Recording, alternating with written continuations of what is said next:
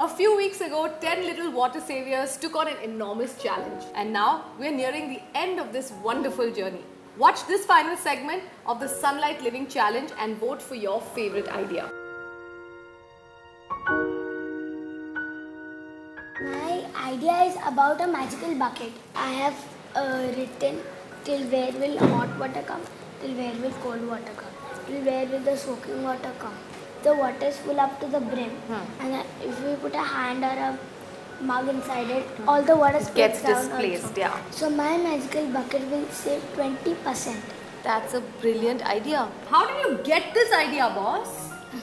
My mother used a measuring cup to measure how much she should use for rice and sugar. So I thought, why don't we use even for water a thing like that? That is so totally cool. When the water will come from the sloping roof, it will store away and it will come here, and from the pipe it will go in the tank and it will be used. And by doing this, we'll reduce the use of municipal water. The excess water will be directed to the soil for water harvesting, and in other seasons when we have to use it, we can make a borewell.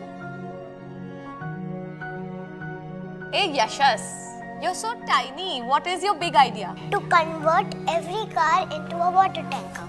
This is the car I mean. So the rain comes, the water comes in the can becomes full. So when the can gets full, this pipe takes in all the water, and this is where the tank is.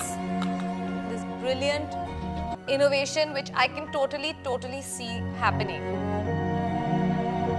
As you can see here, there are two pipes, two outlets. One leads to the drainage and one leads to the reuse tank. So there is a cap here from which you can block the drainage button. So the clear water like hand washing vessels once again, and then for fruits and vegetables you can open the reuse tank, and you can close the reuse tank when not needed, like things like dirty vessels and oily plates. You can close the reuse one and you can open the drainage, so that will go in the drainage. It's really amazing. Remember to reduce, reuse and recycle.